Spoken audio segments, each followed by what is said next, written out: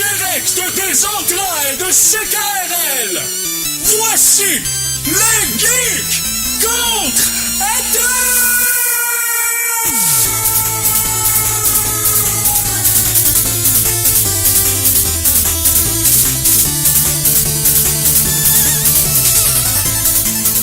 Samedi le 11 juin 2016, bienvenue à cette nouvelle édition des Geeks contre-attaque! Mon nom est Éric Lajoie, et je ne suis pas toujours aussi énergétique, on a quand même 90 minutes à passer ensemble, je vais quand même me garder un petit peu de réserve, et j'aurais dû dire énergique, parce qu'énergétique c'est pas ça que ça veut dire. Je ne ferai pas l'émission seul, heureusement pour vous. J'ai avec moi tout d'abord le très incroyable Conan Arsenault, salut! Croyez-y, c'est bien moi. Bonjour. Ensuite, on a de Arcade Québec, notre collaborateur maintenant régulier, Stéphane Goulet, salut! Salut! Tu sais, je me suis rappelé de ton nom. Yes, merci. Je me sens comme Homer Simpson. Ouais. Son boss se rappelle finalement de son nom. Ouais, ouais. Ok. T'es comme mon boss. On a aussi, oui. Et je me sens comme tout investi d'une hiérarchie et d'une autorité soudaine. Donc, et à la mise en onde, on a Mikey G. Ben oui, je suis de retour pour votre plus grand plaisir, mesdames. Pour nous jouer un mauvais tour. Non, pas du tout. Non. Hey, j'aimerais mettre en garde la population de Limoilou. Oui. Apparemment qu'il y a un grand gars de 7 pieds et demi qui mange des pissenlits, qui a les cheveux verts, qui se promène dans le quartier. On l'appelle le grand bizarre des ruelles. Ah. Ah non, je me suis trompé, c'est le grand bazar des ruelles. Le grand Oh my God, je suis content, t'as réchappé ma mauvaise blague du début. Donc, va aussi nous rejoindre pendant l'émission Philippe Jacques, donc notre pyrologue en chef, puisque le seul, qui va arriver un peu plus tard dans l'émission. C'est notre version estivale, c'est encore 90 minutes, donc plus de temps pour les mêmes niaiseries, ou plus de temps pour beaucoup plus de niaiseries. Vous en serez les juges. Pour apprécier les meilleures sources d'informations, vous devez vous exposer au pire. Voici les Geektualités. C'est beaucoup trop épique pour le matériel source. Donc, messieurs, on va parler d'actualité jeux vidéo un peu plus tard, parce que c'est sûr qu'on va avoir quelques affaires à parler. Il s'en vient, je pense, c'est quelque chose qui s'appelle le D2. Je sais pas trop. Il y a une lettre le numéro. F4, le F4. C'est ça. Chose de même, ouais. Non, c'est le E3 la semaine prochaine, et on va en parler un peu, on va avoir nos petites prédictions. Est-ce qu'on vient de faire un lien qu'on savait pas qu'il existait entre E3 et F4, peut-être que c'est pour ça qu'on choisit le nom E3?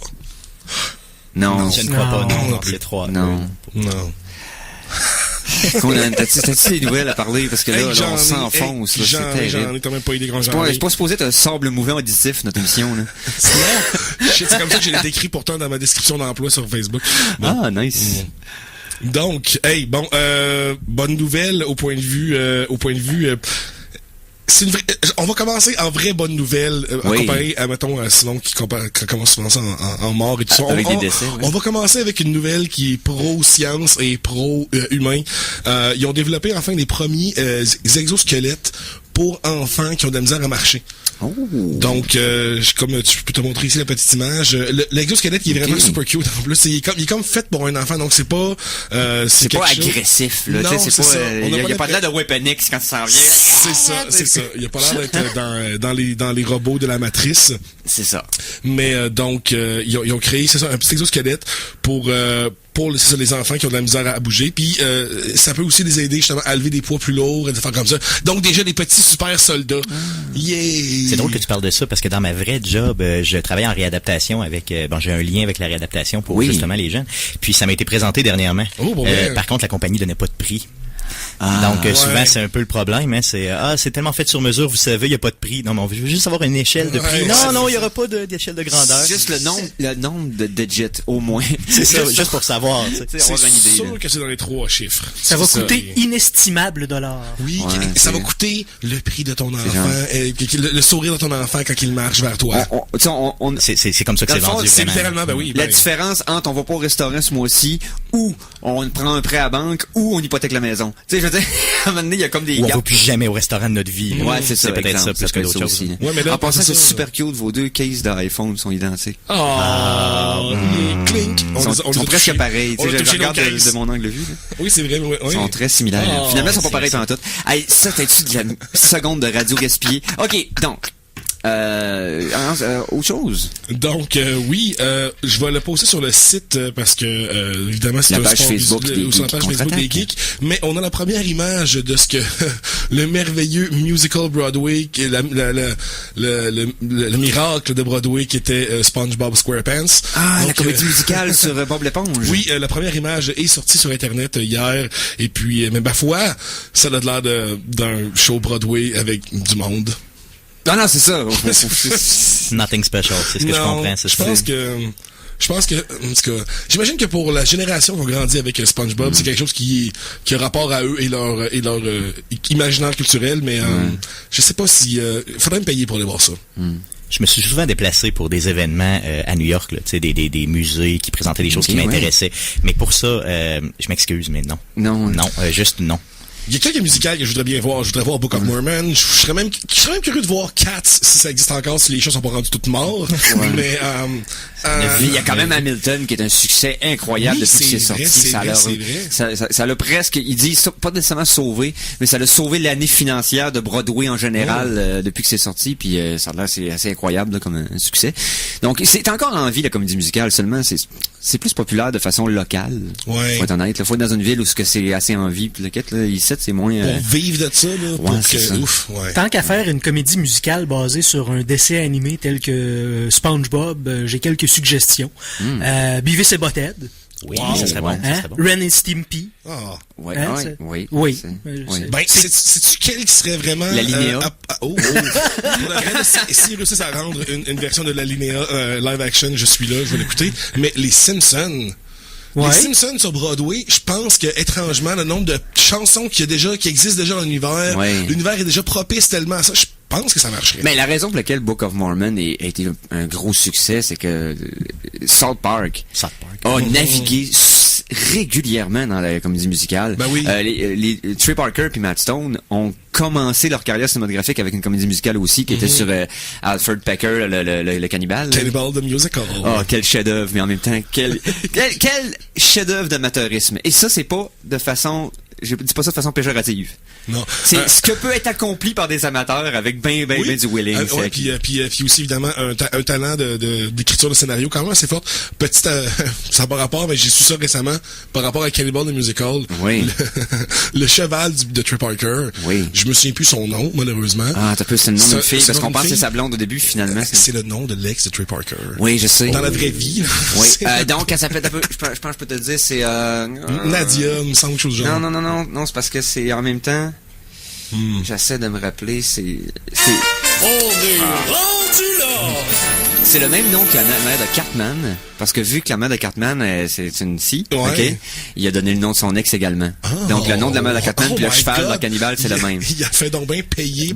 C'est terrible. Donc ne soyez pas son ex. Non, ce que je comprends. Exactement. Gardez-vous une gêne. Donc vu qu'on s'est échappé dans d'autres parenthèses, on a tellement ouvert de parenthèses qu'on est comme on est enterré de parenthèses qui se supposées fermer, qu'on s'en est pas servi. Donc ce qu'on va faire, c'est qu'on va... il est quelle heure là? Il est un peu tôt pour la tonne. Mais reste que médicalement aussi, là, tu feras une recherche là-dessus pendant la pause musicale. Je vais avoir une confirmation plus détaillée. Mais des médecins canadiens ont trouvé un premier traitement qui pourrait stopper complètement la sclérose, les multiples scléroses en plaques. C'est un traitement risqué apparemment. Ouais, c'est ça. Ouais. C'est une nouvelle qui est sortie cette semaine. C'est relativement risqué. Par contre, ce traitement qui aurait démontré beaucoup d'efficacité dans les tests qu'ils ont fait jusqu'à maintenant. Donc ça, c'est quand même Go Canada, hein? Mais je l'ai déjà dit, là, on va être la source de tous les remèdes à la future société. Right. J'ai tout le temps dit ça. Oui, je t'ai entendu souvent le dire. Toujours. Là, vraiment. Toujours. D'ailleurs, c'est surprenant que t'aies pas mis ton t-shirt sur lequel c'est écrit. Surprenant, d'habitude. Il y a un manteau aussi. Oui. Sa voiture aussi est lettrée. Ouais. En fait, si tu l'écoutes marcher, ça dit ça en code morse. Ok, c'est correct. Donc, est-ce que ça aurait fait le tour des nouvelles que tu aurais pour... Non, j'ai encore une petite nouvelle intéressante quand même au point de vue de la télévision. C'est Kevin Smith qui va nous faire une télésérie de 10 épisodes avec Mallrats. Donc, il n'y aura pas de suite cinématographique à Mallrats comme beaucoup de monde l'avait prévu. Ouais. Ça va être... ça serait intéressant quand même de 10 épisodes. Donc, on va avoir le temps de connaître beaucoup de personnages. C'est pas un peu long, 10 épisodes, non? est-ce que ça fait pas partie des séries qui devraient rester dans les années où ça a été créé? Tu sais, je veux dire, le film faisait du sens au moment où il est sorti. Aujourd'hui, c'est juste un amalgame de références qu'on voit régulièrement dans n'importe quelle vidéo YouTube de cinématographe amateur. Je sais pas. Puis Kevin Smith, faut pas oublier que dans les derniers mois, il en a annoncé des choses, mais il y a pas grand-chose qui se sont faites. Mais il en a annoncé des choses. Il en a vraiment annoncé beaucoup, il en a fait beaucoup qui étaient pas très bonnes. Moi, à chaque affaire qu'il fait, je perds un petit peu de... Ouais, je perds de plus en plus d'espoir en Kevin Smith. J'aimais bien ce qu'il faisait, puis j'aime bien le gars en général, mais... Hey, Yoga Ozer, là. Non. Je vais vous en faire un petit review. Son fameux film de hockey qui finalement était devenu une série, finalement il n'aura pas. Il y en a plein d'affaires qui a abandonné complètement. Tellement qu'un mauvais... Un Clerks 3, on sait pas si ça va arriver ou pas. On va changer. J'ai une autre nouvelle cool pro-science. Puis peut-être qui pourrait aider les choses sur la planète au complet. Oh my god. Oh. Bon, on entend toujours parler de beaucoup des émissions de dioxyde de carbone, comment c'est extrêmement dommageable pour l'environnement et tout ça. Oui. Et certains scientifiques ont trouvé une manière radicale de se débarrasser d'une grande quantité de CO2 assez rapidement et qui prend pas beaucoup d'énergie. Puis c'est très bizarre comme manière, mais c'est d'injecter du CO2 dans une roche en particulier, qui est le basalte. Et le basalte minéralise le CO2. 98% du dioxyde de carbone devient de la roche. Donc, il passe dans une espèce de filtre de roche qui, lui, le transforme en roche. Et puis... Imaginez là, comment il serait bien plus pratique de storer le CO2 comme ça plutôt que de le laisser dans l'atmosphère. Oui. Par contre, je te dirais que le revers de la médaille là-dessus, c'est que c'est une demi-solution dans le sens que le CO2 est l'ingrédient principal pour faire de l'oxygène. Donc... non, en fait, c'est de l'azote, le composant principal de l'air qu'on respire. Je comprends ce que tu veux dire, sauf que c'est le dioxyde de carbone qui est transformé par les plantes, qui devient de l'oxygène, puis qui fait en sorte que ça se régénère. C'est parce qu'il y en a déjà assez. On émet assez de tonnes métriques dans l'air par année que, je veux dire, on pourrait en récupérer un petit peu, puis ça serait ça. Comment ça peut être utile en ville de faire des roches avec ça? T'es mis où les roches après? Tu fais beaucoup de remplissage? Il y a une manière...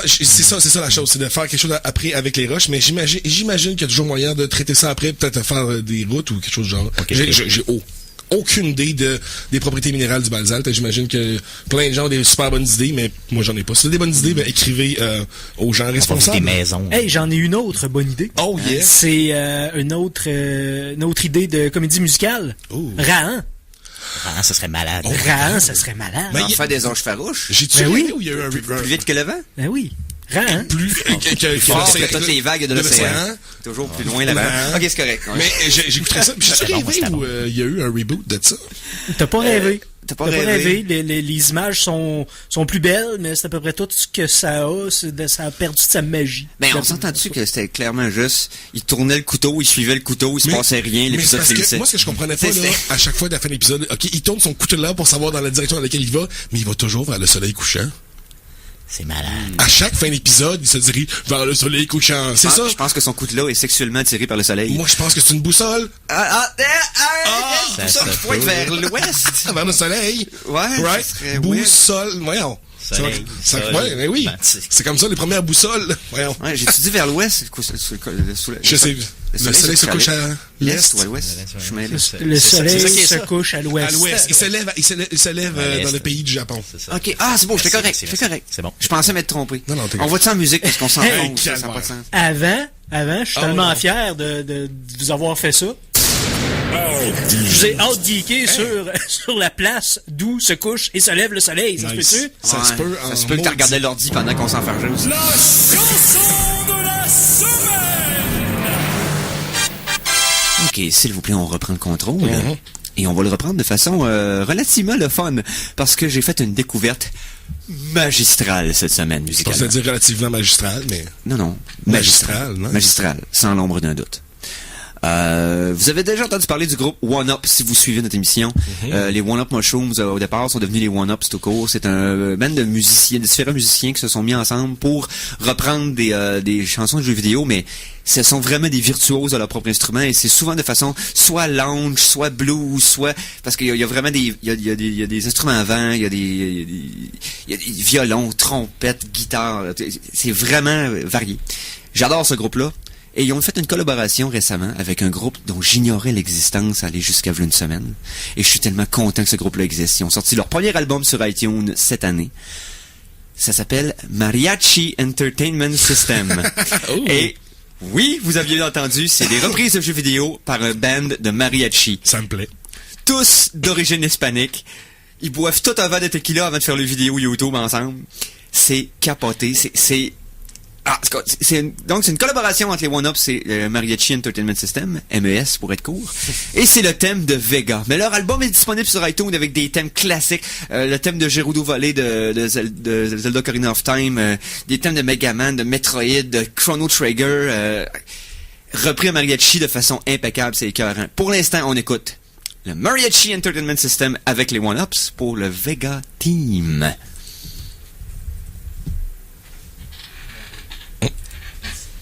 Ben, en attendant, là, écoute, j'ai trouvé, Eric, le nom de la recherche que tu me parlais qui stoppait la sclérose en plaques. Donc, je vais la mettre sur la page de Facebook et c'est l'immunoablation et l'autologue améipotique des cellules souches et dans la transplantation agressive de la sclérose multiple. On dirait presque pas que tu lisais, c'est ça qui est fun. Tu peux le répéter. Finalement, c'est de la grosse chimio sale qui te détruit le système immunitaire. Mais qui va te guérir, qui stoppe... ça ferait moins beau sur un shirt, ça. Honnêtement, ça moins beau, effectivement. Ça roule pas sur la langue. Hey, donc, on est prêt. On est prêt? Donc, Mariachi Entertainment System et les One-Ups, la pièce, le thème de Vega de Street Fighter 2 sur les ondes des Geeks contre-attaque.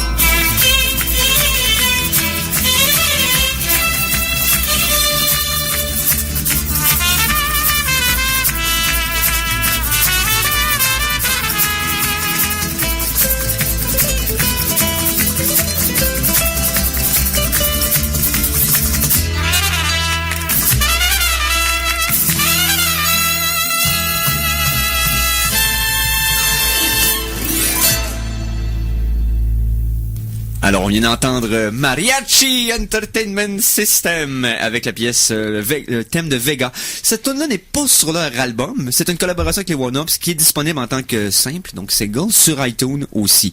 Donc, vous pouvez aller visiter leur site de Mariachi Entertainment System ou sur leur page iTunes, Facebook et aussi leur chaîne YouTube qui est écœurante. On voit des previews de toutes les tunes, des petites entrevues. Ils expliquent comment ils ont monté ça. C'est une belle découverte cette semaine. J'adore la qualité de musiciens qu'il y a derrière ça, puis ça a vraiment de l'air à des mariachis qui se rendent pas compte qu'ils jouent des tonnes de jeux vidéo, c'est écœurant. Donc, ben oui. Chronique sur futur!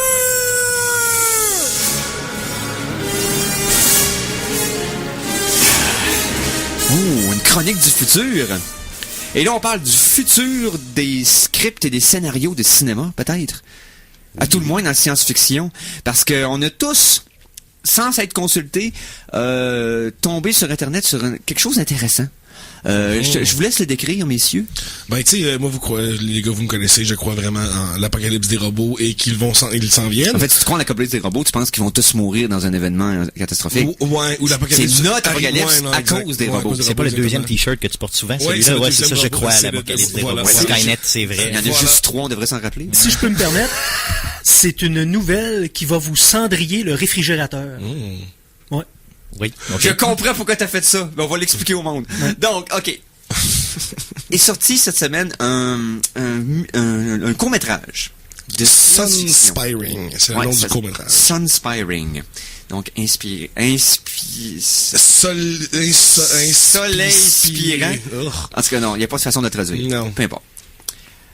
Et ce script-là a été créé à 100% par un ordinateur. Une intelligence artificielle. Une intelligence artificielle que l'on a nourri d'à peu près 300 à 400 scripts différents de films et de séries télé de science-fiction. Seulement de science-fiction, c'est important de le dire. Oui, seulement de science-fiction. Donc, on parle de toute l'entièreté des scripts de X-Files, comme Stéphane me rappelait, Blade Runner, Star Wars, name it. Tous les films de science-fiction que vous connaissez ont été donnés à cet OI-là, qui a tout trié, tout analysé, tout emmagasiné.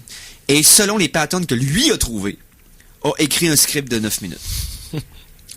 Et les acteurs, dans le fond, on s'en fait des costumes, on fait des displays et on jouait ça le plus sincèrement et candidement possible. Et ça donne un produit bizarre. Ouais. C'est sûr qu'au niveau des décors puis au niveau des costumes, là, ça a été fait très rapidement parce qu'il fallait, le défi c'était de le faire en 48 heures, là, donc de monter le film en 48 heures. Donc il faut pas se fier à ça, mais vraiment le plus scénario là, qui était un peu, disons, c'est ça qui a un peu frappé. C'est que le scénario, dans le fond, on reconnaît des répliques classiques, des choses qu'on revoit souvent dans les science-fiction, des prémices à des phrases, tout ça, sauf que la façon que l'ordi les a placées, ils marchent pas du tout ensemble. C'est spécial. C'est le David Lynch des machines. Ouais, mais d'ailleurs, j'ai une ligne de dialogue ici là, qui I just wanted to tell you that I was much better than he did. Ou ça veut comme rien dire. Ou à un moment, là, je me rappelle une traduction, c'est vraiment la personne est assise dans les étoiles. Donc c'est la prémisse là, de la scène. Donc la personne est assise dans les étoiles. Donc comment on fait ça? Est-ce qu'il est assis dans un vaisseau? Est-ce qu'il est assis? Il peut pas être assis sur une étoile, là, on s'entend là-dessus. Donc c'est un peu spécial. Comment ça a été analysé par plusieurs personnes qui font beaucoup de films là, et qui disaient là, que généralement en science-fiction on se pose beaucoup de questions. Donc parce si on est en science-fiction, c'est qu'on se pose des questions, on se demande où on s'en va, si on se rappelle des X-Files et autres. Là. Et il y a beaucoup d'interrogations dans ce film-là. Les personnages se posent toujours des questions très très lourdes, mais qui n'ont pas nécessairement de but et ni de réponse. C'est surtout ça. Parce que je veux dire, on s'entend que la science-fiction, c'est le nid de la rhétorique. À quelque part, c'est que c'est des réponses à lesquelles dans la vraie vie on peut pas avoir, des questions qu'on peut pas avoir de réponse en vraie vie, dont on essaie de répondre à l'intérieur de la science-fiction. Fait qu'à partir de là, on dirait que l'ordi, elle n'ayant pas de solution concrète à un problème qu'il avait comme pensé d'avance, a plus mis la méthode à laquelle on s'interroge et on tente de répondre, sans la question et sans la réponse. Et ça donne un résultat qui est... Je veux dire, ça me donne des frissons weird. Moi, j'ai trouvé ça déroutant. Le mot que j'ai trouvé, c'est vraiment déroutant. C'était une bonne façon de le dire. Ouais, c'est ça, déroutant, parce que dans le fond, c'est comme... littéralement une machine fait comme c'est le même qu'on fait une histoire puis c'est comme non monsieur ça doit se rapprocher un peu à l'équivalent de comment quand on voit Google Deep Dream, quand on voit comment il analyse des images. Puis là, tu sais, comme, il voit un visage, mais lui, l'intelligence artificielle voit c'est les formes qui agencent ensemble. Il voit plein d'affaires qui est pas là, mais ça, c'est dans les yeux d'un robot, tu sais, ça a l'air de ça. Donc, je me dis, ça doit être un peu le même genre de rapport entre une histoire et une image, comme, ça, les mots sont ensemble, il y a des phrases, il y a des sens dans la phrase. Entre le Deep Dream et ce script-là, et d'autres façons qu'on a vu de l'AI se manifester dans les dernières années, avec les études qu'il y a là-dessus, je veux dire, ça donne une vision cauchemardesque de ce que ça pourrait devenir éventuellement, de genre, c'est un genre de rêve que tu fais comme, oh, pfiou, c'est fini, mais c'est tout le temps. Tout le temps trop psychédélique, trop profond, trop cru, qui joue trop avec ta tête tout le temps. Qu'est-ce que tu penses? C'est pour ça qu'on va se faire complètement wiper dès non, je pense qu'on s'en fera pas détruire. On va s'en assimiler. On va devenir fou. ils vont juste servir de nos cerveaux comme réseau neural, puis ça va être un peu l'équivalent de la matrice. On va être rendu le Wi-Fi des ordinateurs. On va être des hotspots. Et d'ailleurs, le film, une chance qui durait 8 minutes et demie, 9 minutes, parce que j'aurais pas toffé 15-20 minutes à écouter ça. Simplement pour votre curiosité, vous autres les geeks, je pense que c'est important de le voir. Oui.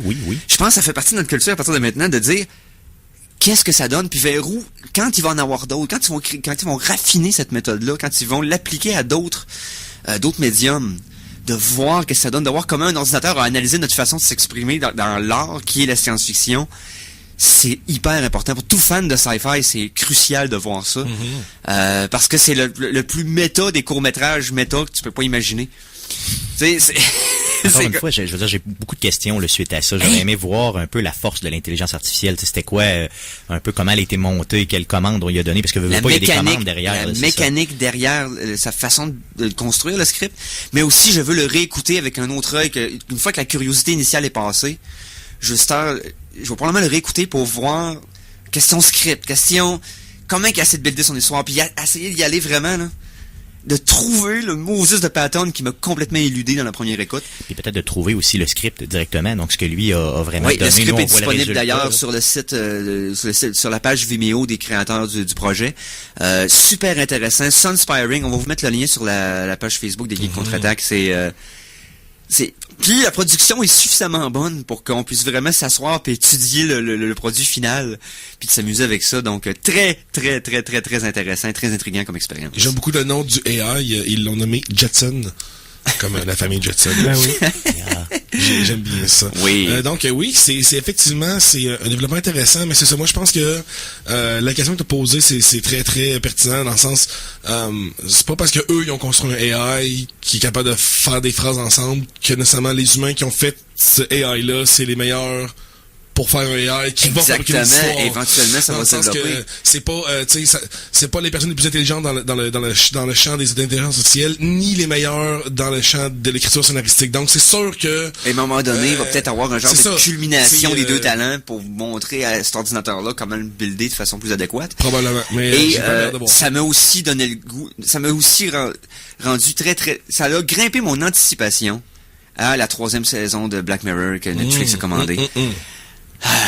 Et là, j'ai hâte de continuer ça. C'est en passant ça, là, hautement recommandé pour tout le monde qui a une curiosité pour le sci-fi puis l'impact de la technologie dans nos vies, amené dans un mode complètement sombre, pété, puis bizarre qui joue avec ta tête. C'est une série qui était britannique au départ, donc Black Mirror, et qui a été racheté par Netflix pour une 3e saison. Vraiment hâte. Black Mirror représente bien entendu quand on éteint un téléphone cellulaire, ce qu'on voit, ou n'importe quel écran, ce qu'on voit, c'est un Black Mirror. Est-ce que les 2 premières saisons sont disponibles sur Netflix Canada? Je sais pas sur Netflix Canada, mais ça fait un bout que je les ai pas vus. Non, c'est des produits de BBC, mais je pense que sont visionnables quand même sur Internet gratuitement, quelque part, mais je suis pas prêt à... C'est ça. On fera une petite recherche, on vous revient avec ça, parce que de toute façon, quand la 3e saison va sortir de Netflix, on va probablement rendre les 2 premières disponibles aussi, bien entendu. Peut-être même dans les semaines avant la sortie pour un peu comme mousser l'anticipation pour la série qui s'en vient. Donc, ils font ça de relativement souvent, là. Donc, c'est très, très, très, très attendu de ma part. Donc, on va y aller pour une petite pause. Il était 28. Donc, on va prendre notre première pause de l'émission. Et tout de suite après, on s'embarque avec Stéphane, puis on vous parle de ce qui nous rend un peu comme nerveux et qui nous fait gigoter comme des petites filles à l'idée de voir qu'est-ce qui va se passer au E3 cette année. Et aussi, on va pouvoir célébrer l'arrivée de notre pyrologue en chef et roux de surcroît, Philippe Jacques. Donc, une petite pause, on va revenir tout après pour les Geeks Contre-Attaque. Alors attention, ici c'est François Pérusse et ce que vous écoutez en ce moment, c'est les Geeks Contre-Attaque. Fait que, watch out. À CKRL 89,1.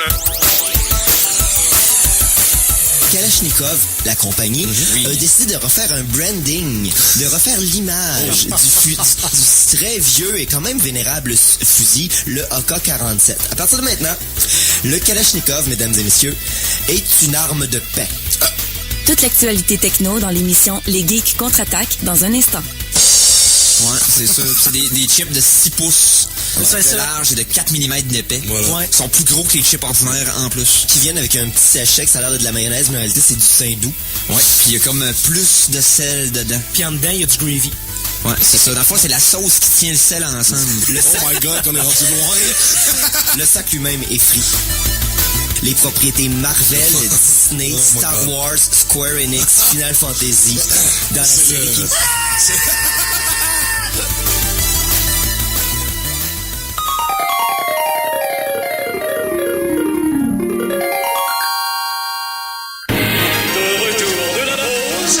Revoici le Geek Contre-Attaque! Re-bienvenue et nous voici maintenant rendus à la deuxième partie sur 3 de l'émission Les Geeks Contre-Attaque. Et ok, j'ai trébuché dans ma phrase, mais j'ai repris pied. Juste à temps pour la terminer. T'as pas trébuché pour vrai cette fois-ci? Non, c'est ça. Hey, c'est vrai, la semaine dernière, j'ai tombé en studio. C'est la seule chose que j'avais pas encore faite pour m'humilier de façon publique. Oh, la seule? Ah non, ben non. Une des seules que j'avais pas encore faites pendant mon show de radio. On va dire ça comme ça. Okay. Bienvenue à Philippe.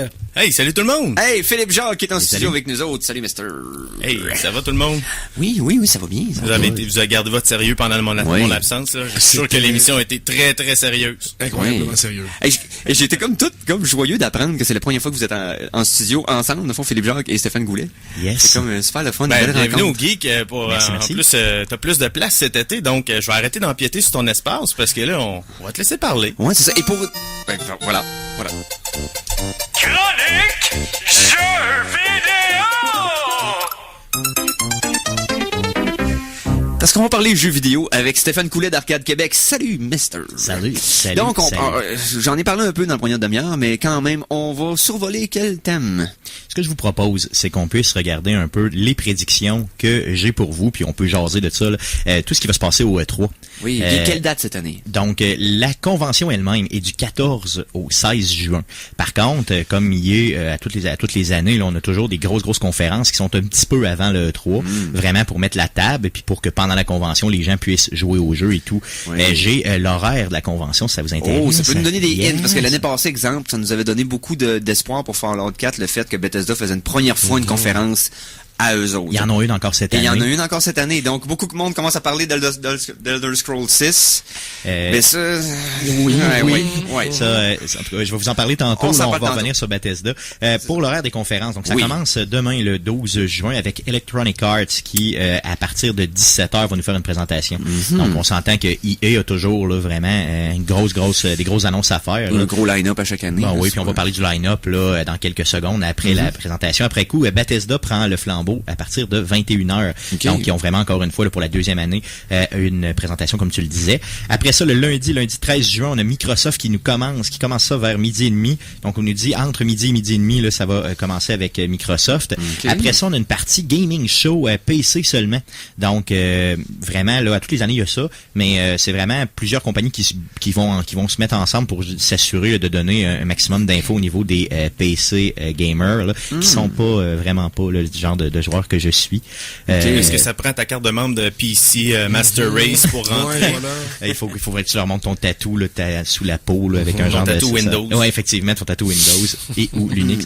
Après coup, il y a Ubisoft. Donc Ubisoft, là, je vais vous en parler tantôt là, grandement parce que j'ai beaucoup d'attentes là, par rapport à Ubisoft. Donc Ubisoft à 16h, toujours le lundi. Et pour finir la journée, on a Sony qui, à 21h, va nous faire une présentation. Oui. La majorité de ces présentations-là sont disponibles sur Twitch. D'ailleurs, twitch.tv. Oui, vous pouvez les trouver ça live. Oui, quelques heures plus tard aussi, ça va être disponible. Toujours. Après coup, pour finir, mardi, donc Nintendo qui est seul mardi midi pour nous faire une présentation. Nintendo, c'est quand même un gros développeur, là, donc ils vont nous faire vraiment une bonne présentation. Justement, parlant de Nintendo, allons-y avec ce que j'ai comme attente là, pour la présentation. Oui, effectivement. Donc c'est le seul et unique. Je pense que c'est la seule et unique chose qui va arriver. On va nous présenter. Ça tombe bien, ça va matcher avec ma tune deuxième tune de la semaine. Ok, c'est bien. Il y a plein de choses avec Nintendo qui s'en viennent, c'est certain, mais c'est la plus grosse annonce depuis un certain temps. Qu'est-ce qui se passe avec Zelda, là? Ben c'est ça, c'est que depuis très très longtemps, on attend le nouveau Zelda Wii U qu'on appelle, là, et puis malheureusement il sort jamais. D'ailleurs, j'ai acheté la console strictement pour ce jeu-là, la Wii U. C'était pas le Skyward Sword, non, c'était la Wii. Non, c'était à la Wii. Ah, c'est sorti, c'est ça. Depuis justement Skyward Sword, ils font des jeux un peu à cheval entre deux consoles. Souvent les Zelda sortent à la fin de la vie de la Twilight console. Princess, ça avait été à la toute fin de la GameCube. Il y avait eu par contre, puis il était à la Wii et la GameCube. Mais il avait sorti à la GameCube en premier, puis il a sorti comme une couple de mois plus tard à la Wii. Il y a peut-être Wind Waker qui était comme à peu près dans le bon timing pour le. C'est à peu près le seul que je me rappelle. Mais sinon, on dirait qu'ils attendent toute la dernière minute, puis la console est sur le bord de mourir, puis ils sont à Zelda. Dans le temps du Nintendo 64, ça a pris du temps avant qu'ils sortent Zelda, le premier Zelda. Ouais, Ocarina of Time, mais par contre Majora Mask avait sorti l'année d'après parce que c'était le même engin. Ouais, c'est ça, c'est facile à faire. Oui, tout à fait. Pour le Zelda, c'est confirmé qu'on va avoir un Zelda jouable sur Wii U seulement par contre. Là. Donc, et il y a des grosses aspirations pour qu'on ait un peu plus de détails pour la nouvelle console de Nintendo qui va s'appeler, ou qu'on pense qu'il va s'appeler, donc les rumeurs l'appelleraient la NX. Par contre, c'est garanti, et Nintendo nous l'ont dit, aucune NX sur le plancher au E3 cette année. Malheureusement. La console, on espère en savoir un petit peu plus sur la nouvelle console, et sachant que... Je sais pas si ça va être carré comme le GameCube, ça pourrait faire du Square NX. Bon jeu de mots aussi. Pour Nintendo aussi, probablement qu'on va entendre parler de leur incursion dans le mobile, donc un petit peu plus de jeux mobiles, peut-être des alliances avec d'autres développeurs là, pour s'assurer vraiment de faire des jeux mobiles. Ils sont lancés là-dedans dernièrement, puis on pense bien qu'en 2017, là, ça va être l'année là, du mobile pour Nintendo. D'ailleurs, le Zelda, pour revenir au Zelda, oui, il va être sur Wii U, mais on nous le promet aussi sur la nouvelle génération de consoles, donc peut-être la NX en question, mais il sera pas jouable sur le E3. Après coup, Nintendo, donc pas Nintendo, mais Sony. Donc on parle de Sony, la PlayStation 4 Neo, qui est la genre de nouvelle PlayStation 4.5 ou 4K qu'on appelait, là, va probablement être, on va en savoir un petit peu plus. Par contre, ce matin, il est sorti une nouvelle, donc hier, je crois, qui est sorti une nouvelle comme de quoi la console sera pas présentée proprement au E3, mais par contre, je suis presque sûr qu'on va tellement en entendre parler, va tellement avoir des questions posées qu'à un moment donné, quelqu'un va s'échapper. Au moins avoir des spécifications, quelque chose, on va avoir une idée de la machine qu'ils vont avoir dans les mains. Mais tu sais, ça, ce que je trouve un peu con, c'est qu'ils font comme un gros marketing là-dessus, comme, puis il y a des gens qui font comme, une nouvelle console dans une moitié. Ça fait 3 consoles en ligne qu'on a une amélioration drastique du hardware en plein milieu de la vie d'une console. C'est juste qu'ils gardaient le même nom. Là, on a décidé de se donner un nom différent ou de faire un marketing autour de ça. Mais t'as eu la Xbox Elite, qui était une version vraiment améliorée de la Xbox. Ouais, mais ça n'a pas marché une seconde. Ben, ça marchait relativement. Ils vendaient avec un bundle de jeux trippant. Le PS3 aussi, il y a une version avec beaucoup plus de disque dur et un peu plus de processeur. Le PS2 également. Je trouve que c'est un peu de la perte de ressources pour le monde qui va... C'est sûr que c'est au consommateur de l'acheter ou pas, là, tu sais. Non, c'est ça. Si t'en as déjà une, ça vaut pas la peine d'acheter la nouvelle. C'est ça. Mais si t'en as pas... Mais je sais pas si ça vaudra pas la peine, parce qu'il va supporter le 4K, déjà, ce que l'ancienne fait pas. Après coup, plus de puissance, vraiment, au niveau du, comme tu l'as parlé tantôt, au niveau du processeur, et aussi compatible avec tous les jeux de PlayStation 4 avant. Donc, moi, juste le support 4K, même si j'ai pas de télé 4K, ça me le prend. Parce que je vais aller me chercher une télé 4K, parce que je suis un maniaque. Il y en a des comme moi, là. Il y a ça, puis il y a le fait que les gens, mettons, qui hésitent encore, puis ils veulent pas encore s'acheter la console next-gen pour des raisons X. C'est peut-être le bon moment d'attendre que cette version-là sorte. Tant qu'à te l'acheter, achète-toi la version comme définitive, parce que la prochaine qui va sortir va être la next generation. Ça va être la prochaine génération de console. Donc on s'attend à avoir peut-être un peu plus de détails, mais elle sera pas présentée sur place. Pour ce qui est des jeux que Sony va nous présenter, Horizon Zero Dawn, qui est un jeu qui est très très attendu là, pour probablement que on va avoir un peu plus de gameplay de présenter. Il y a aussi peut-être une rumeur d'un nouveau God of War, des grosses rumeurs persistantes qui se passeraient là avec des dieux nordiques. Donc on lâcherait un peu la mythologie grecque et tout ça, là, puis on irait vraiment avec des dieux nordiques. Je sais pas exactement comment Kratos peut vraiment s'intégrer là-dedans, mais une des annonces qu'on pourrait avoir, ça pourrait être ça. On parle aussi d'un exclusif, le Shenmue 3. Qui va starter sur le Kickstarter, puis que tranquillement pas vite le monde embarque dans le projet, mais on va voir. J'aimerais vraiment ça. Peut-être un remaster des 2 premiers, peut-être annoncé pendant la conférence, ça pourrait être très bien, histoire de mousser le 3e. D'un puis de 2, d'être capable de rejouer aux 2 premiers. Parce que c'est pas évident de les trouver de façon fonctionnelle. Même sur PC, là, C'est compliqué. C'était pas le Dreamcast, là, c'est bien d'autres une version qui joue comme ça. Il avait fait des versions au Xbox 1, mais il était laid. Ouais. Okay, c'était pas terrible. Le port avait pas été extraordinaire. Et on s'entend que ce jeu-là, les gens qui y ont joué, moi je fais pas partie de ceux-là, là, mais les gens qui y ont joué en parlent avec des vraiment tellement d'émotions. Est-ce que vous avez essayé Way of the Samurai? Je vous dis ça comme ça. C'était un jeu dans lequel pas longtemps. C'est ça. Tu jouais après 2 jours dans la vie de quelqu'un, mais que à la fin, ça faisait un ending, puis t'avais comme différentes façons de finir le game, dépendant à qui tu parlais, dans quel ordre, et qui t'aidait. Fait que tu refaisais toujours, un peu comme Majora Mask, d'ailleurs. Okay. C'est que tu refais toujours une même scène, un même laps de temps, mais que tu vas changer le scénario en parlant à différentes personnes, puis en aidant différentes personnes. Shenmue, c'est ça, avec encore plus de possibilités, avec une liberté qui était quasiment épeurante, mais presque 5-6 ans avant tout le monde. Puis peut-être, je dis plus que ça, quasiment 10 ans avant tout le monde. OK, je me rappelle qu'à l'époque, il avait coûté très cher à développer pour l'époque. Puis il y a un script de fou, puis il y a encore des affaires que le monde peut trouver des années après, que le monde n'avait pas caché encore. Le jeu est vraiment extrêmement vaste, là. C'est vraiment... C'est très petit, mais c'est très vaste que tu peux le faire. Il est pas vaste dans l'espace, il est pas vaste dans le graphique, il est vaste dans la liberté que t'as d'action dans le jeu. Donc espérant que le 3e soit à la hauteur, là, justement. Comment tu peux être à la hauteur après 14 ans? C'est comme Duke Nukem, c'est comme Chinese Democracy de Guns N' Roses. Tu sais, quand t'attends 15 ans après quelque chose, ça sera pas à la hauteur. C'est jamais à la hauteur. Et bien sûr, PlayStation va nous présenter son PlayStation VR, donc vraiment, le ça a déjà été présenté 100 milliards de fois, je crois, mais ça va nous être représenté en espérant avoir plus de détails. On peut pas parler du E3 si on parle pas de Microsoft. Oui. Donc, Microsoft qui vont nous présenter probablement là, la nouvelle itération de leur console, là, qu'on appelle la Scorpio pour l'instant. Donc, effectivement, le nom, je sais pas ça vient de où, je sais pas quelle personne. Essayes-tu d'avoir l'air des bad guys, là, parce que là, c'est vraiment lame. Mais c'est le nom de développement. Tant qu'on n'aura pas la console devant nous autres, on n'aura pas le vrai nom. Même comme nom de développement, c'est quand même empreint de très comme, Cobra Kai, là, puis on est des bad guys, là. Comme Hank Scorpio dans les Simpsons. Les Simpsons, tu vas avoir un lance-flamme. La GameCube était supposée s'appeler la Dauphin. Oublie pas ça. Mais c'est tellement aussi chargé du contraire du Scorpion, tu comprends, c'est pas mieux. Puis c'était la révolution pour la Wii, c'était lequel L'Ultra 64. L'Ultra 64 pour le N64. Et puis c'était quoi déjà le nom avant la Kinect? Ça avait un autre nom avant aussi. Natal. Projet Natal. Mais ça faisait un peu, tu sais, non, c'était bien ça, comme nom, ça faisait genre... C'est bizarre. Ça Natal. Ça va. Donc, un jeu que j'attends énormément puis que je pense que beaucoup de gens attendent aussi et qui manque là à la surface, à Microsoft en général, c'est le hack and slash qu'on appelle Scalebound. Donc, la date de sortie pour l'instant qu'on a aujourd'hui, c'est 2017. Donc là, j'attends à avoir un peu plus de gameplay, peut-être savoir est-ce qu'il va y avoir un démo, est-ce qu'il va y avoir peut-être un bêta. Là, on est plus dans l'air des bêtas que des démos, là, excusez mon âge. Donc en 2017, peut-être, à savoir parce qu'à l'époque, on jouait des bêtas, pas des démos, pas des démos. C'était fini, c'était pas... Les CD de démos de PlayStation avec plein de premiers écrans de jeu. J'ai découvert plein de jeux avec ça. Oui, la première fois que je jouais à Alice Combat, entre autres, c'était sur le démo du PlayStation 1. En tout cas, oui, c'est des souvenirs. On achetait des revues, il y avait des jeux dedans. Il y a des jeux, des revues. Yes, après ça, on va peut-être entendre parler de Forza Horizon 3. Moi, je pense qu'on va entendre parler de ce jeu-là. Pratiquement garanti. Crackdown, qui a été présenté l'année passée là, avec la vitesse de calcul là, des serveurs de Microsoft, qui donnait là, quelque chose comme 60 frames secondes là, pour on détruisait une ville au complet. Donc, c'est plus juste la console qui fait le calcul, mais bien le réseau. Donc ça, j'imagine qu'ils vont encore artiser ça au maximum. Et bien sûr, on peut pas passer à côté de Gears of War 4.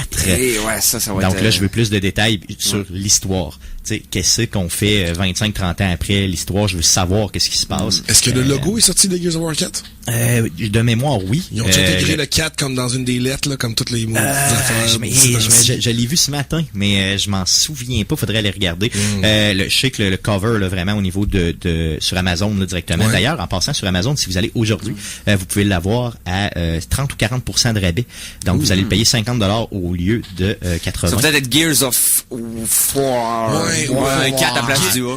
Gears of War.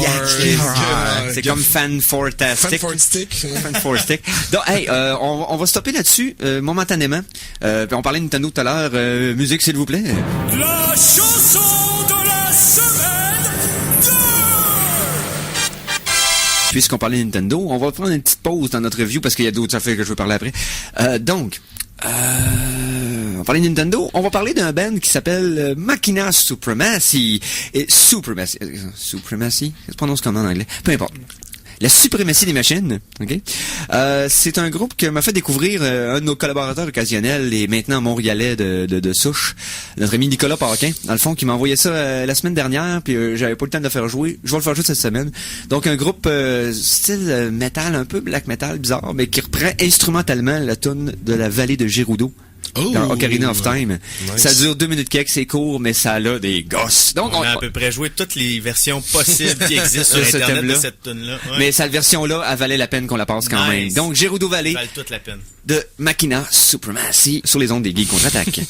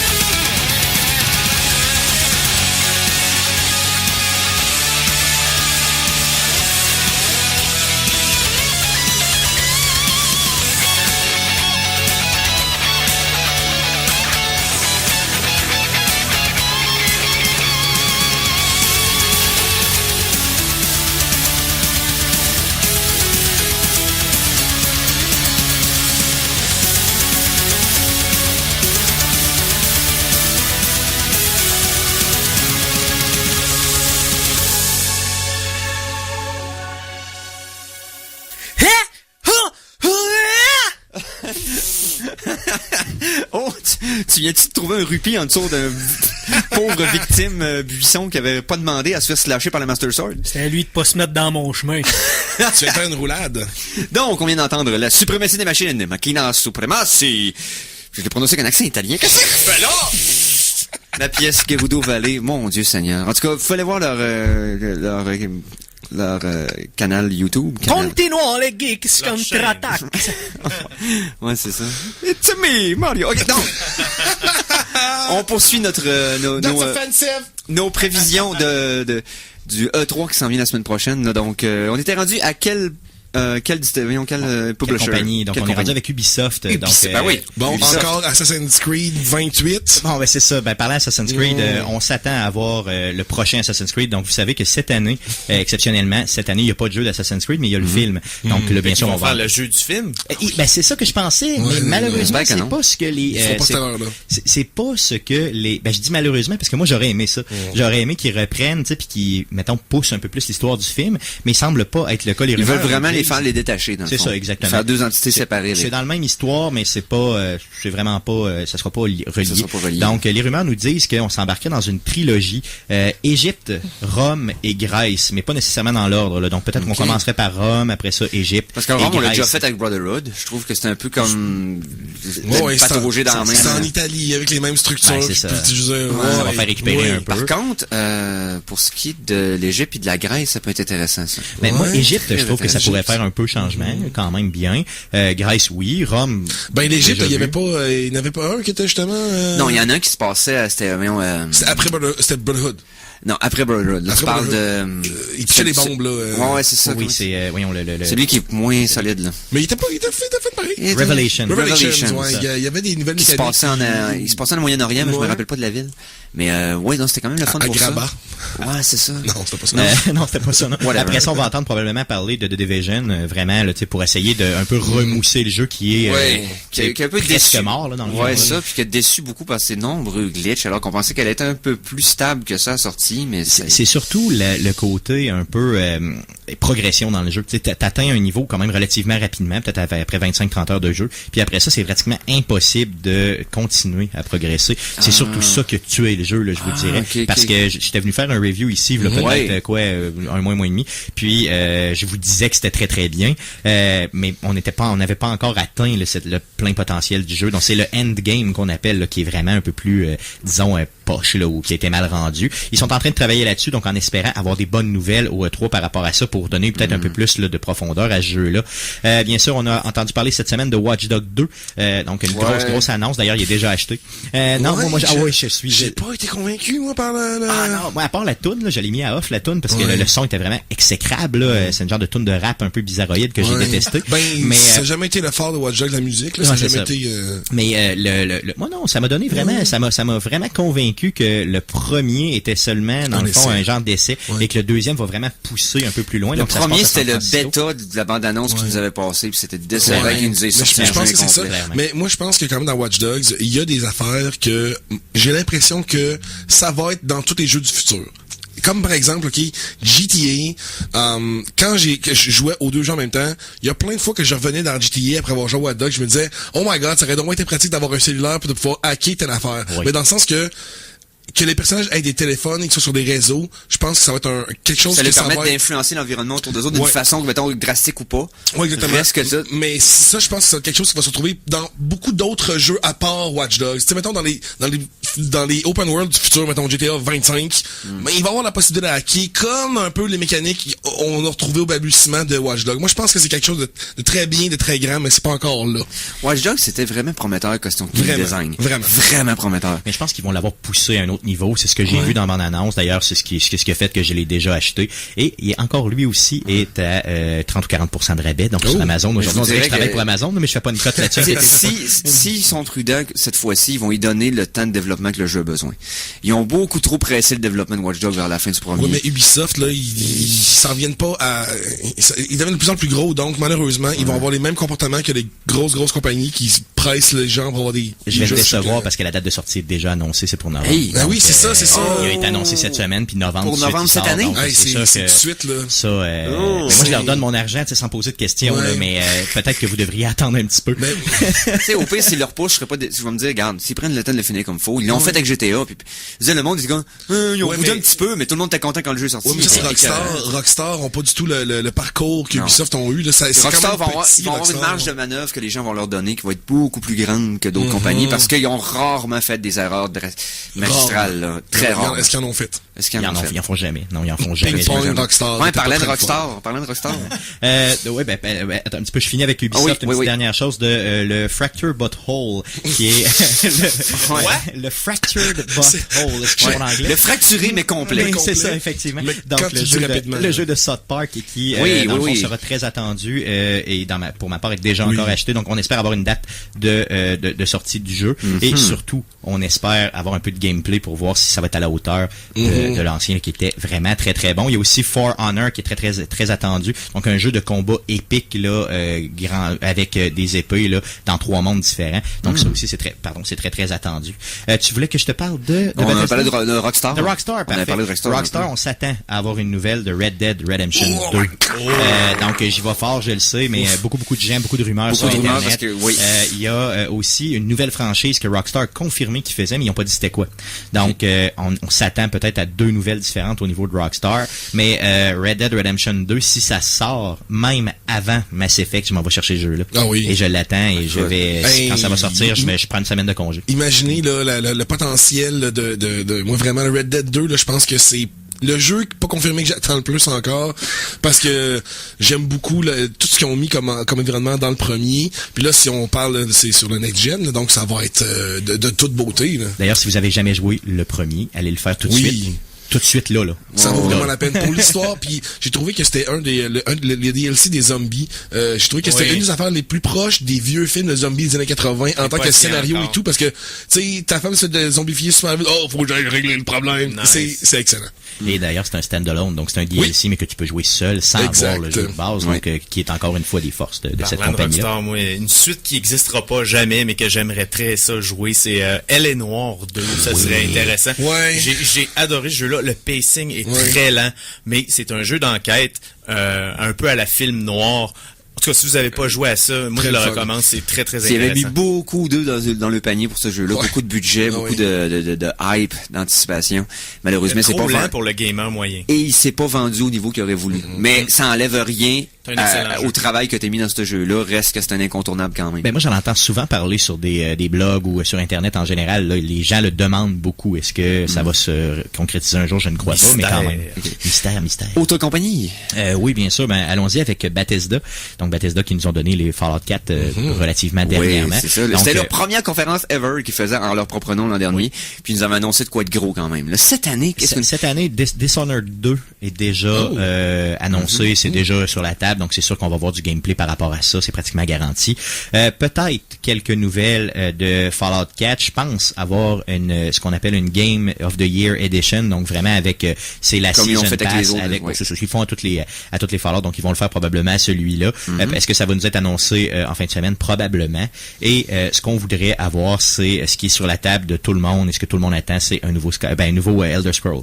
Donc, et peut-être pour mousser le tout, de nous donner peut-être un Skyrim, mais sur les nouvelles générations de consoles. Donc, il y avait des rumeurs d'une version remasterisée de Skyrim pour qu'il puisse rouler à, mettons, au même frame par seconde, on va dire ça comme ça, au même taux d'image seconde. Au taux d'image seconde sur console que sur PC. Parce que les versions console de Skyrim étaient horribles pour ça. Il roulait à une vitesse qui était comme... Puis en plus que ta sauvegarde grossissait en taille, donc plus t'avançais dans le jeu, plus le jeu buguait et ralentissait. Alors ça, c'était complètement éliminé par certaines petites modifications sur PC qui pourraient appliquer sur les nouvelles consoles. Donc, un Skyrim jouable sur console, je pense qu'on serait dû. Puis peut-être aussi de donner un peu comme dans Fallout 4, on a eu dernièrement, je pense la semaine passée ou il y a 2 semaines, la possibilité d'ajouter des modifications, donc des fameuses mods sur les consoles sur maintenant. Console. Maintenant, c'est possible avec Fallout. C'est le premier jeu à ma connaissance qu'on peut faire ça. Ouais, c'est pas encore sur PS4 par contre. Non, c'est ça seulement sur Xbox pour ça s'en vient sur le PS4. D'ici 2 ou 3 semaines. J'attends. C'est ça. Et peut-être qu'on pourrait avoir ça au niveau de Skyrim, ce qui serait quand même très, très, très bien. Oui. On parle aussi beaucoup de rumeurs au niveau de Bethesda pour une nouvelle franchise, possiblement. Donc, encore une fois, peut-être. Mais tu sais, vous savez qu'à toutes les E3, à toutes les fois qu'on parle d'une compagnie, on s'attend toujours à avoir une nouvelle franchise. Donc, c'est sûr que ça, on d'autres petites nouvelles de compagnie? Très, très rapidement, là, on peut pas passer à côté de 2K, là, qui nous annonce Mafia 3 puis Civilization 6. Donc, là, déjà, ça, c'est des jeux qui sont connus, mais on veut en savoir un petit peu plus. Un nouveau Borderlands, peut-être, Borderlands 3 qui s'appellera peut-être pas Borderlands 3, mais ça c'est vraiment sur la table là. Je serais vraiment pas surpris de voir ça. Au niveau d'XCOM 2 qui vient de sortir, peut-être un port pour console au niveau d'XCOM. Ce serait le fun, donc ça serait très, très bien. C'est un jeu qui était vraiment connu plus des joueurs PC, là, qui était un peu comme ce serait le fun d'avoir ça là, vraiment assez bien. Après ça, regardez, il y en a des compagnies là, il y a CD Projekt Red, pardon. Ils vont probablement donner des nouvelles pour Cyberpunk. 2077. Il y a pas un trailer qui est sorti de Cyberpunk qui me semble hier. Hier, je l'ai pas vu, non. En tout cas, si c'est sorti hier, je l'ai pas vu. Il y a une annonce que Cyberpunk a été... Mais c'est sûr que ça va être là. C'est à peu près le seul projet sur lequel ils travaillent depuis des années. Donc, c'est sûr qu'on va avoir des annonces. C'est le bébé, là. C'est comme les ventes de Witcher leur ont permis de mettre les ressources qu'ils voulaient sur Cyberpunk. Donc, j'ai vraiment hâte de voir. C'est basé sur la franchise Cyberpunk de jeux sur table, de jeux de rôle. Exactement. Ceux qui ont joué au Tabletop Game Cyberpunk. C'était-tu avant Shadowrun ou après? Avant Shadowrun. C'est ça, c'est Shadowrun qui s'est inspiré de Cyberpunk. Oui, probablement. Oui. Et de voir les références dans un jeu qui est amené à ce niveau-là, c'est comme... Et ça fait tellement longtemps qu'on en entend parler qu'il y a des gens qui se disent le jeu s'appelle Cyberpunk 2077 et les gens se disent est-ce que c'est l'année de sortie du jeu? Donc c'est un peu ça l'idée, donc c'est plate un petit peu. Puis finissant, il y a Wonder Bros qui va probablement nous annoncer mon bête, là, c'est vraiment de Middle Earth, le Shadow of Mordor 2. Donc le premier qui est sorti il y a quelques années. Je suis pratiquement certain qu'on va vers là. Ce sera pas un nouveau Batman, tu penses? J'ai entendu parler d'un nouveau truc je ne crois Rocksteady, pas, non? malheureusement. Rocksteady, on sait pas ce qu'ils vont faire. Donc c'est sûr qu'ils vont nous annoncer quelque chose parce qu'un studio de cette grosseur-là qui travaille pas, c'est pas rentable. Donc c'est sûr qu'ils vont nous annoncer de quoi. Est-ce que ça va être un nouveau Batman? Je ne crois pas. Non, mais c'est parce que ce qui est arrivé, c'est que il y a eu beaucoup de friction entre Rocksteady et Warner Bros. Suite aux différents problèmes techniques qu'il y avait eu à la sortie du dernier Batman. Sur PC. Sur PC, qui avait des gros problèmes et qui plantait à tout bout de champ, que le monde l'achetait, t'es pas capable de jouer avec, où il y avait un framerate de près de 12 frames par seconde. Donc, à partir de là, je pense que Rocksteady avait dit que c'est notre dernier, puis à partir de là, ils vont passer peut-être à autre chose. C'est ce que je pense aussi. Ça m'étonnerait qu'on revoie Batman là, dans la série Arkham là, pour les prochaines années. Avant de t'entendre, Stéphane, j'avais pas si hâte au E3 que ça, mais là, je commence à avoir hâte. Là. Ouais. Moi, je peux plus. J'ai presque pas dormi cette nuit. Je dormirai pas demain non plus. C'est sûr que j'écoute ça en malade. Là, on pourrait faire un spécial. Tu vas revenir la semaine prochaine ou l'autre, qu'on s'en reparle de nos... Je peux revenir la semaine prochaine si vous voulez, sans problème. La semaine prochaine, on pourrait se parler de qu'est-ce qui s'est passé au E3 puis Faisons ça, let's go. Faisons ça. Donc, on va faire autre chose. On va aller dans notre dernière pub. Pause. Je voulais dire pause et pub. J'ai dit pub. Ça va pas bien aujourd'hui. Donc, on va prendre une petite pause et on va revenir tout de suite après pour la troisième partie de l'émission et notre copain Philippe Jacques qui va nous agrémenter ça de son savoir infini ou presque. Salut les geeks! Vous avez soif d'informatique, de cinéma, de jeux vidéo, d'humour douteux et de tout ce qui se passe dans les confins de l'Internet? Eh bien, abreuvez-vous à la source des geeks contre-attaque, tous les samedis 14h à CKRL 89.1. Et sinon, vous pouvez boire un verre d'eau. Hein. C'est tout le temps un winner de s'hydrater. C'est important, l'eau dans la vie. J'ai plus rien à dire, là.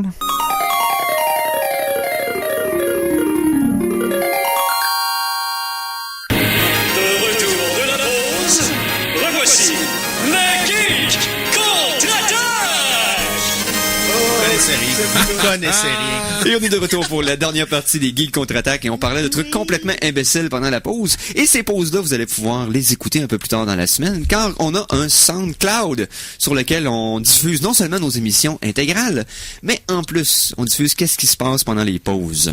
Donc, à vos risques et périls. Je dirais même... Scruté à la loupe, voici notre virologue, Philippe Jacques! J'aurais même pu dire à non-risque puéril. Non, parce que c'est pas très... Ça vole pas haut. Donc, Philippe Jacques. Hey, salut tout le monde! Yes, salut mister. Fait que on commence avec toi, puis à la fin de l'émission, on nous fait une grosse chronique cinéma de la mort avec Conan. Puis ils vont nous préparer le thème que j'adore me lever de bout. Ouais. C'est pas le thème de cinéma. Donc, OK, Phil. Oui. Tu viens nous parler de quoi cette semaine? Ben, ça fait longtemps qu'on n'a pas parlé de Star Wars. Fait que j'utilise ma présence comme excuse parce que faut parler de Star Wars. De ce qui se passe avec Rogue One? Ça serait pas mal ça, oui, je te dirais. Il y a eu comme des grosses rumeurs, des oui-dire... Qui avaient été démentis très rapidement par Disney, mais que là, on pense que finalement, il y avait plus de vérité qu'on pensait à la rumeur. Oui et non, ce qui a été démenti... En tout cas, la grosse chronologiquement. Oui. On a appris que tout le cast, ou une bonne partie du cast, avait été rappelé pour des très gros reshoots qu'on appelle comment on va traduire ça? Retournage. Retournage, dans le fond, qui vont retourner des scènes de plus pour compléter des failles qu'ils n'ont pas réussi à combler par le montage. Dans le fond, Disney et les exécutifs chez Disney ont regardé le film, premier cut. Puis ils n'auraient pas aimé le ton du film, Ils n'auraient pas aimé le ton du film. Ils auraient trouvé ça un peu trop obscur, sérieux. Donc, ils voudraient ajuster le tout. J'aurais aimé ça, un film obscur puis sérieux. Parce que dans le fond, le ton, c'est un film de guerre. Ben, c'est correct, ça. Je suis tout à fait d'accord avec toi, mais il rajoute des mascottes dedans puis des l'affaire, c'est que Jar Jar Binks 2 là, ça serait malade. L'affaire, pensez-y, le ton ultra sérieux comparé à épisode 4 qui tout de suite après, parce que la grosse rumeur veut que Rogue One se termine 4 minutes avant le début d'épisode 4.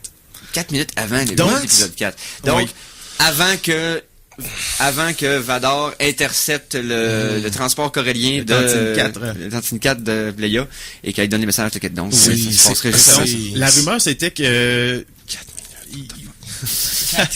4 minutes, c'est très très précis. La rumeur voulait que ce soit 40% du film qui soit à refaire. Ça a été démenti par Disney, puis je peux confirmer que normalement, 40% du film, c'est énorme. Normalement, si il aurait fait ça, le film aurait été repoussé. Absolument. À plus tard, parce qu'on se rappelle que la date de sortie est décembre. Il semblerait que, selon les rumeurs ont dit par la suite, c'était plus des reshoots, entre guillemets, de scènes de transition, des scènes fixes, des dialogues pour, placer des scènes un peu plus longtemps dans le fond. Mais encore une fois aussi ajuster le ton parce que Disney voulait ramener ça un peu plus vers Force Awakens comme ton qui mélange très bien le dramatique et le léger un peu, ouais. Mais j'aurais aimé quand même voir ce que ça peut donner le film original. J'espère qu'il va y avoir une director's cut plus tard qui sera disponible. Parce qu'on s'entend qu'un film de Star Wars ultra sérieux avec un ton de guerre, avec un peu moins de force, ça aurait été, je pense que ça aurait été le bienvenu. Ben oui, pour les fans, mais peut-être pas pour le public général. C'est ça qui est un peu fâchant. Peut-être qu'on va passer à côté d'un excellent film pour avoir un produit un peu plus... Mais ils vont peut-être aussi pogner la ligne qui avait été plaisante avec, mettons, le Winter Soldier, Captain America le 2e, qui était très sérieux, très très film d'espionnage, mais qui avait quand même 2-3 petites scènes qui faisaient comme... Ah, ok, c'est comme... Tu sais, il y a un petit peu de légèreté qui faisait en sorte que... ça enlevait juste un petit peu de pression pour que ça reste juste à la bonne... S'ils trouvent la ligne-là, la ligne qui est très, très, très mince, que ça fasse pas fauner ou rajouter par-dessus exprès, qu'on voit les patchs sur le côte, là, cousus par-dessus. Sinon, si on réussisse à trouver cette ligne-là, ça serait le fun.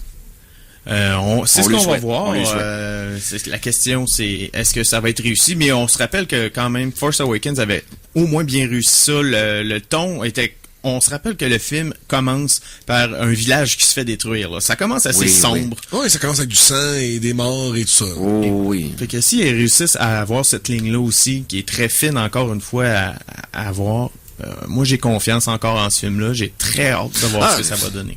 Ça pourra pas être... je veux dire, regarde, on l'a vu le fond du baril. On l'a vu en 2000, on l'a vu en 2001, on l'a vu en 2002. Donc ça, c'est correct. C'est à partir de là où j'ai pas d'espérance que ça soit en bas de ça. Mais après ça, on va voir. Parlant des prequels. Oui, et notre ami Hayden Christensen aime beaucoup la direction qui est en train de prendre la Disney avec les films de Star Wars Stories. Ouais, pointe ton étiquette, mon chum, t'es pas tout seul, là. Et il disait dans une entrevue, il disait qu'il serait très heureux de revenir dans l'univers de Star Wars si les exécutifs chez Disney lui demandaient. Oh, pauvre Hayden. Oh, le seul que je rescaperais de la trilogie la prequel, Ewan McGregor. Ça serait Ewan McGregor pour Obi-Wan. Mais Hayden Christensen, il est pas si mauvais acteur que ça. Non, mais sincèrement, est-ce que quelqu'un irait voir un film de Anakin Skywalker? C'est parce que c'était un acteur qui avait pas encore de background puis beaucoup d'expérience, à qui on a donné un script écrit par un enfant. Malheureusement. Vous avez pas vu la face de Conan Arsenault. Il avait l'air d'avoir mal. Il a une morte d'un citron. Ça fait mal. Il a une morte d'un citron puis pas de miraculine avant. Mais le film d'Obi-Wan Kenobi, il n'y a rien de confirmé pour l'instant.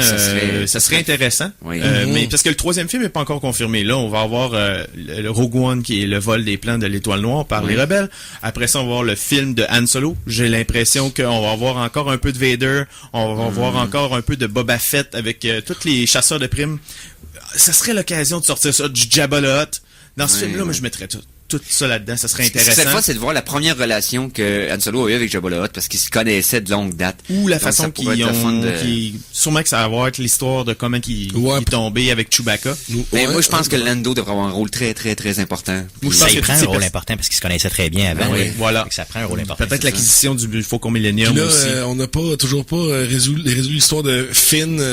Finn n'était pas calricien, il me semble que sur le nom de son... non, c'était une rumeur. Ça a été démenti par chez Disney. Ce sera pas la première nouvelle qui est démentie, qui se confirme à être vraie, mais à un moment donné, on parle pour épisode 8, là, les liens familiaux, ça commence à faire. Là, mais surtout que tous les noirs de l'univers sont tous dans la même famille, ça ferait comme wrong, spécial un peu, mon avis.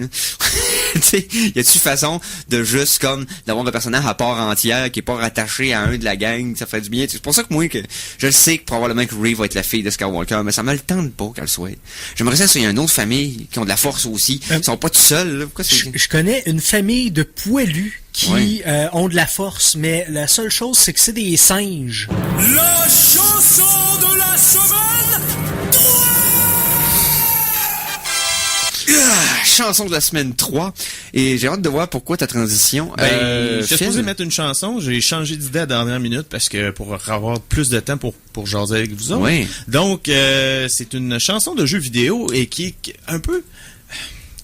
On parle de Donkey Kong Country, de Credit Crescendo, qui est la chanson de la fin. Oui, dans le jeu Donkey Kong Country. Quand le générique commence. Et j'ai choisi la version originale, qui est non remixée. C'est celle qu'on entend dans le jeu, parce que je crois que c'est l'apothéose du chiptune, le Super Nintendo à la fin, la complexité des musiques. T'as même pas besoin de rajouter des instruments par-dessus tellement que la qualité est excellente. Alors, Credit Crescendo de Donkey Kong Country, version Super Nintendo Original. Et on va revenir tout de suite après avec Conan.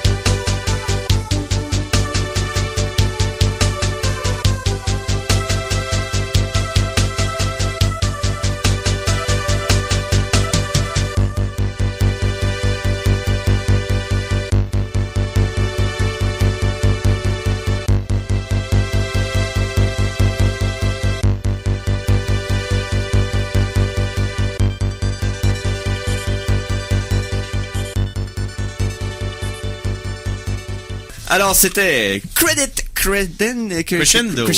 Crispin Credit. Crispin Glover, The Credits Concerto. Bref, c'est la tune du générique de la Donkey Kong Country original. Bon. Et voilà. Fait du bien. Ouais.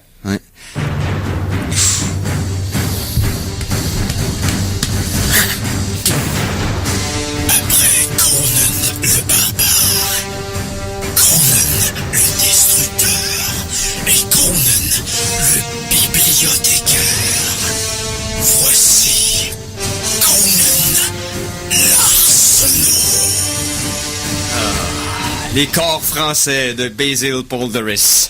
Quelle trame sonore incroyablement épique que celle des deux premiers Conan, mais particulièrement le premier.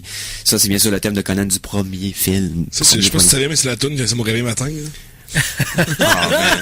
C'est parfait. Ça te part bien de journée. J'adore le ton de ce film-là. Pour ceux qui n'ont pas vu Conan Barbare le premier, ça donne l'impression qu'il était filmé avec des caméras en bois. Tu sais, il y a comme un genre de truc qui donne un ton ancien, qui était filmé par des gens anciens, dans un langage ancien. J'adore ce film-là, je m'étonne pas. Donc. Ça écoute très bien aussi. Oui. Hey! Tu parles de film? Oui, je viens vous parler de film. J'ai écouté 4 films. J'aurais pas le temps d'en parler. Je vais en parler rapidement de tous. On va commencer par un film que j'ai quand même apprécié beaucoup. C'est le film Trumbo.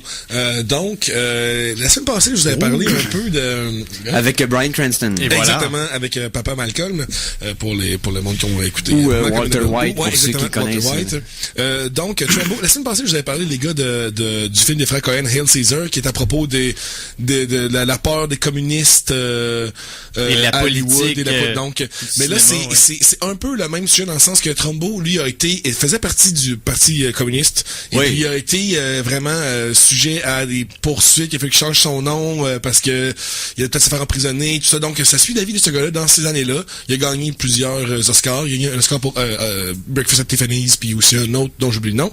Mais ça suit ce personnage qui écrit des affaires avec ses valeurs communistes, puis il y a des meetings avec du monde.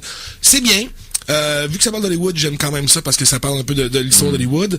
Mais est-ce que c'est un genre de Oscar bait cheap, en guillemets, dans le fond? Est-ce que c'est un appât à Oscar qui est comme évident, comme on voit souvent? Non, on sent vraiment pas ça. On parle de vous autres, donnez-nous des prix. Mais je te dirais que ce que je trouvais très intéressant, c'est qu'à la fin, on voyait des photos du monde impliqué. Donc, on voyait des photos des journalistes, on voyait des photos de, tu sais, il y avait même des acteurs qui ont des positions politiques, là, entre autres le cowboy de Duke, là, John Wayne.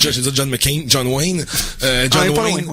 John Wayne puis Kirk Douglas aussi était impliqué dans ce soir. Puis on les voit même des photos dans le temps quand il était en train de parler avec ce monde-là. C'est intéressant, mais j'ai quand même préféré Hail Caesar pour le côté un peu kooky, zany. Tu sais, les personnages sont un peu plus grands que nature. Tandis que ça, c'est très c'est très réaliste. Ouais, c'est ça, ça tend vers la biographie. Oui, vraiment. Ouais. Puis c'est intéressant, mais c'est pas le meilleur rôle de notre cher ami Cranston.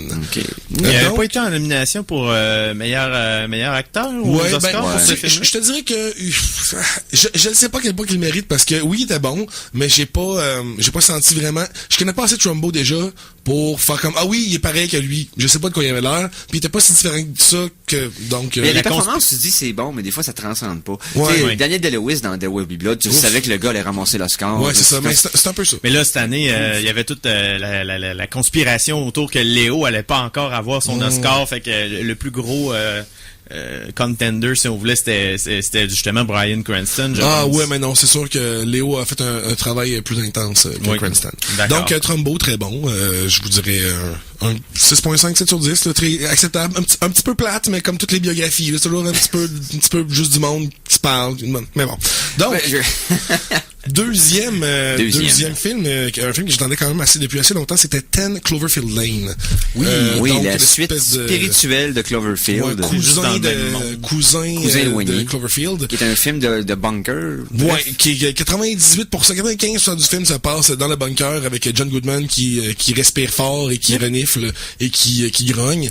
D'ailleurs, merci John, et qui pète des coches. My God, John Goodman a encore pris du poids dans ce rôle-là, pauvre monsieur. Il va clairement mourir bientôt il en prend pas un peu. Parce qu'il avait perdu du poids pour plein de films, j'étais content pour lui, mais là, il est comme... Arrête d'essayer de fabriquer des nouvelles pour les Geeks Contre-Attaque des mois à venir. On a prévu la mort de John Kelly. Pas John Kelly, pardon. On n'a rien prédit. Faut pas faire ça. Faut pas faire ça. Donc, c'est lui qui ramasse une fille qui se retrouve sur son char, il arrive quelque chose, un flash, elle se retrouve en dedans. Puis là, c'est elle qui deal avec les deux qui sont avec elle dans le bunker. C'est un peu plate. C'est pas mauvais. Tout le monde est bon. John Goodman est super bon. La fille dont j'oublie le nom, je veux dire Brie Larson, mais c'est pas elle, là, mais. Non, c'est celle qui joue dans Scott Pilgrim. Oui, c'est ça qui fait Ramona Flowers. Je veux dire Ramona. Donc, Ramona est super bonne. Mais, tu sais, c'est une œuvre vraiment moins grande, mettons, que The Room, qui partage des thèmes très similaires. Mais, en même temps, tu sais, c'est parce que tout le long du film, c'est comme, bon, elle va te sortir. Bon, elle sort. Right? Il reste 15 minutes au film qui est sorti, puis c'est à partir de là que ça devient intéressant. Parce que là, voulez-vous que je vous le spoil ou pas? Non, pas de spoiler, non, s'il vous plaît. Parce que la fin est comme plus intéressante que tout le reste du film. Mais il y a un punch, c'est ça, il y a un big punch. Non? Ok. Moi, je m'attendais à un film à punch. En tout cas, c'est-tu vraiment un punch? En tout cas. Écoutez-le, puis vous me direz si c'est un punch ou pas. Moi, je pense que le film a pas concentré l'histoire au bon endroit. J'aurais commencé le film est dans le bunker ascenseur puis elle deal avec ce qui se passe à l'extérieur du bunker parce que c'était bien plus ça qui est intéressant, même si on l'a vu 1000 fois. On a vu 1000 fois aussi du monde dans un bunker qui se raconte des histoires puis de ouais ben à l'extérieur blablabla puis on peut pas y aller. Donc on parle de Marie-Elisabeth Winstead. Marie-Elisabeth Winstead, merci beaucoup. Voilà. Donc essentiellement là, tu sais, j'aurais été un peu fâché d'avoir ça au cinéma. Pour de vrai là, j'aurais eu un peu l'impression de perdre mon temps. Okay. Donc, c'est un 5 sur 10. Là. 5 sur 10? 6 sur 10, maintenant, si je suis très généreux. Mais ça s'écoute, mais ça se réécoute pas. Mais justement, il paraît que la fin a été rajoutée à la dernière minute dans un moment de panique. Honnêtement, si mettons, là, il y avait eu tout le build-up pour la fin, que ça aurait été, mettons, à ça dehors ou un gros flash blanc, je pense que j'aurais pété quelque chose chez nous. Comme dans Red State, là. Qui build le film à quelque chose de complètement incroyable. Finalement, t'entends une sirène, puis après ça, il parle dans une cour. Ça s'inscrit, tu sais, dans ce que les personnages disaient. Ouais, mais tu sais, il y a comme un la fin. Mais ça aurait été pire que ça. Ouais. Donc, 5, 6, si je suis vraiment généreux. OK, troisième film. Un film qui m'a vraiment, vraiment surpris. Je m'étais fait dire par quelqu'un que je connais bien. Ah, ça va, c'est super bon. Finalement, j'ai vraiment trouvé ça excellent. C'est Olympus Has Fallen. Ça me dit quelque chose. Qui est Olympus Has Fallen, qui est la suite de... Non, London Has Fallen, qui est la suite de Olympus Has Fallen. D'accord. Qui semblait être un genre de film de... Protégeons le président. Ouais, c'est ça, le film de pro-patriotique qui est comme ciblé à juste une sorte de public, c'est-à-dire les Américains pro-Amérique. Ouais, pas mal. Là, je te dirais que là, c'est donc London Has Fallen. Donc là, ça se passe à Londres, mais c'est quand même le président des États-Unis qui se fait protéger par Gérard Butler, merci. Et puis... Gérard le domestique, merci beaucoup. Ouais. Et puis aussi Morgan Freeman qui est aux États-Unis, qui lui reste dans une pièce. Et Morgan l'homme libre. Et non, voilà. On continue. Donc, je vous dirais là, que le film en tant que tel, c'est comme long avant que ça commence, avant que l'action embarque. Mais quand ça embarque, holy shit! Sérieusement, c'était dans les films d'action il y a plein de choses que on veut que les méchants fassent des films d'action. Mettons, mais pourquoi tu le tues pas lui tout de suite? Ouais, pourquoi c'est pas sauté cette affaire-là tout de suite? Mais là, ils le font là-dedans. Ils font péter plein d'affaires, les méchants sont comme intelligents, dans le sens qu'ils font pas des erreurs vraiment niaiseuses. Ils en font, évidemment, hein, mais dans le sens qu'il y a plein de moves qui se passent que j'étais comme, wow! Que t'anticipais. S'ils auraient fait ça aurait été plus simple, puis ils le font, c'est comme, oh! C'est ça, c'est exactement ça, tu sais. Ils prennent le spectateur de vitesse. Exactement, tu sais, à un moment donné, là, ils ouvrent le feu dans une foule de public, là. Pis c'est les polices qui viennent ouvrir le feu dans le... What the fuck? Tu sais, pis il y a plein de monde impliqué, avec tu sais jamais qui truster. Non, c'est, pour de vrai, là, c'est pas dans la catégorie, mettons, Michael Bay, brainless ça n'a aucun sens, pis c'est des belles couleurs, pis du mouvement. C'est pas tant que ça. Il y a des explosions, mais pas Michael Bay-esque. Non, mais il y en a des explosions Michael Bay-esque, mais ils sont toutes justifiées. Ouais, ils ont tout un impact. Même un film d'action qui est un genre de semi-trailer politique, semi-action présidentielle, on va dire ça de même. C'est avec un bon scripteur et un bon cinématographe, tu vas avoir un bon film. D'ailleurs, parlant de ça, nos nouvelles suites à Predator qui a été annoncée par Shane Black. The Predator qui commence à filmer à Vancouver. Et d'ailleurs, il a averti que le design du Prédateur allait changer. Il dit que rien de dramatique, mais que il va suivre l'évolution logique du personnage. C'est Shane Black qui avait coécrit le premier. Oui. Donc, et il joue dedans. Est-ce qu'il va ramener le canard, le design en canard original? Je ne crois pas que ce soit aussi drastique, mais moi, des nouvelles armes, des trucs de même. Donc, combien d'explosions justifiées sur 10? Un bon 7 explosions justifiées, 0.5 sur 10. Tu sais, je pensais que je n'allais pas aimer ça. Ça me surprend, mais est-ce que c'est ça? Est-ce que c'est le fait que t'es arrivé avec, tu sais, vraiment, j'ai zéro attente, puis finalement, c'est quand même moins pire que je pensais, là? Ouais, c'est peut-être ça un peu. Je m'étais fait dire aussi par du monde que c'était bon. Okay. Par du monde qui d'habitude n'aime pas les films d'action, qui sont vraiment stupides. OK. Oh my God, déjà. Oui. Oh my God. Je voulais parler de Kindergarten Cop 2. Oh my God. On en parle la semaine prochaine. Et je tiens à dire que ce jeudi, Hollywood rend hommage à un grand, à John Williams pour l'ensemble de son œuvre. Oui. C'est Steven Spielberg qui va présenter le prix. Ça va être gros. Et mérité.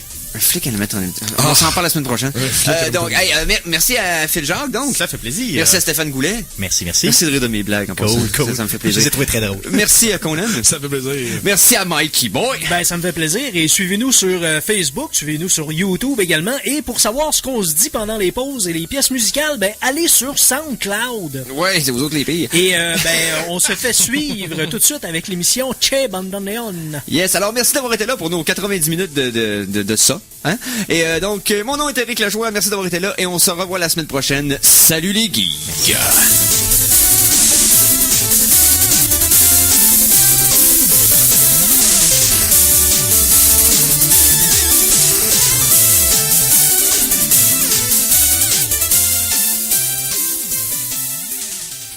Téléchargez l'émission Les Geeks contre-attaque sur ckrl.qc.ca ou abonnez-vous à son podcast sur iTunes.